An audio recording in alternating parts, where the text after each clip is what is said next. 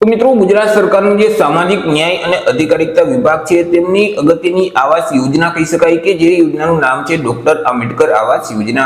તો આ યોજના વિશે આપણે તમામ પ્રકારની માહિતી આજના વિડીયોમાં મેળવી લેશું, પરંતુ તે પહેલા વિડીયો ગમે તો લાઈક અને શેર કરી દેજો, ચેનલમાં નવા હોય તો ચેનલને સબસ્ક્રાઇબ કરી દેજો। તો ચાલો મિત્રો વિડીયોની શરૂઆત કરીએ।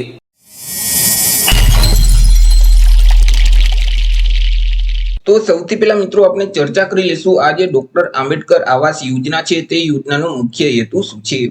તો કે મિત્રો જે અનુસૂચિત જાતિના લોકો કે જેમની આર્થિક સ્થિતિ નબળી હોય અને ખાસ કરીને તે લોકો ગરીબી રેખા નીચે જીવન જીવતા હોય કે જેમની પાસે તો પોતાની માલિકીનો ખુલ્લો પ્લોટ તો છે પરંતુ રહેવા માટે યોગ્ય મકાન ન હોય, અથવા તો જે મકાન છે તે કાચી ગારમાટીનું મકાન છે અથવા કુબા ટાઈપનું મકાન છે કે ઘાસપુડા ટાઈપનું મકાન છે, તો તે વ્યક્તિઓએ રહેવા માટે જો પાકા મકાનનું બાંધકામ કરવું હોય તો મકાનના બાંધકામ કરવા માટે આ યોજના અંતર્ગત તેઓને સહાય આપવામાં આવે છે।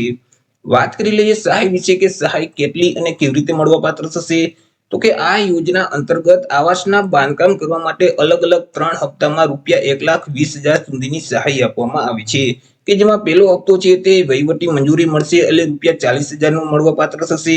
બીજો હપ્તો છે તે આવાસનું બાંધકામ લિંટલ લેવલે પહોંચશે એટલે ₹60,000 નો બીજો હપ્તો મળવાપાત્ર થશે અને બાકી રહેતો જે ₹20,000 નો ત્રીજો હપ્તો છે તે શૌચાલય સહિત આવાસનું બાંધકામ પૂર્ણ થઈ જશે એટલે ₹20,000 નો ત્રીજો હપ્તો મળવાપાત્ર થશે।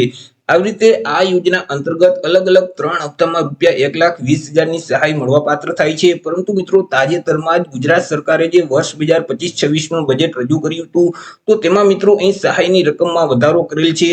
મિત્રો અહીં ₹50,000 નો વધારો છે તે કરવામાં આવેલ છે એટલે કે જ્યારે મિત્રો નવું બજેટ અમલમાં આવશે એટલે આ યોજના અંતર્ગત ₹1,20,000 ને બદલે ₹1,70,000 ની સહાય છે તે મળવાપાત્ર થશે। ચર્ચા કરી લઈએ યોજનાના નિયમો અને શરતો વિશે કે આ યોજનાના નિયમો કેવા રહેશે અને તેમની શરતો શું રહેશે। તો કે યોજનાનો લાભ છે તે ગુજરાત રાજ્યમાં રહેતા જે અનુસૂચિત જાતિના વ્યક્તિઓ છે તેઓને જ મળવાપાત્ર થશે। તે સિવાય યોજનાનો લાભ મેળવવા માટે અરજદારની વયમર્યાદા નક્કી કરવામાં આવેલી છે। અરજદારની જે ઉંમર છે તે ઓછામાં ઓછી 21 વર્ષની હોવી જોઈએ। તે સિવાય કુટુંબની વાર્ષિક આવક મર્યાદા પણ નક્કી કરવામાં આવેલી છે। અરજદારના કુટુંબની જે વાર્ષિક આવક છે તે ₹6 લાખ કે તેના કરતા ઓછી હોવી જોઈએ। જો ₹6 લાખ કરતા વધારે વાર્ષિક આવક હશે તો આ યોજનાનો લાભ છે તે મળવાપાત્ર થતો નથી। તે સિવાય મિત્રો જે મકાનની સહાય છે તે ઉપરાંત શૌચાલયના બાંધકામ કરવા માટે અલગથી ₹12,000 ની સહાય છે તે મળવાપાત્ર થશે। પરંતુ જે અરજદારોને શૌચાલયની સહાય મળવાપાત્ર નહીં હોય તો તેવા અરજદારોએ મકાનની સહાયમાંથી ફરજિયાત શૌચાલય છે તે બનાવવાનું રહેશે। તે સિવાય તો કે અરજદારોએ મકાન ઉપર રાજ્ય સરકારની આંબેડકર આવાસ યોજના તે મુજબની એક તકદી છે તે ફરજિયાત લગાવવાની રહેશે। અને મિત્રો અહીં સહાયનો જે પ્રથમ હપ્તો છે તેમની જે ચૂકવણી થાય તે તારીખથી લઈ અને 2 વર્ષની અંદર મકાનનું બાંધકામ છે તે પૂર્ણ કરી દેવાનું રહેશે। વાત કરી લઈએ અરજી વિશે કે યોજનાનો લાભ મેળવવા માટે અરજદારોએ અરજી કઈ જગ્યાએ કરવાની રહેશે। તો કે આ યોજનાનો લાભ મેળવવા માટે અરજદારોએ જે ઈ સમાજ કલ્યાણનું પોર્ટલ છે એટલે કે esamajkalyan.gujarat.gov.in નામની જે વેબસાઇટ છે તે વેબસાઇટ ઉપર જઈ અને ઓનલાઈન અરજી ફોર્મ ભરવાનું રહેશે। હાલ મિત્રો અત્યારે ઓનલાઈન અરજી ફોર્મ શરૂ છે। જો તમારે આ યોજનાનો લાભ મેળવવો હોય તો જે ઈ સમાજ કલ્યાણનું પોર્ટલ છે તે પોર્ટલ મારફતે ઓનલાઈન અરજી કરી દેવાની રહેશે।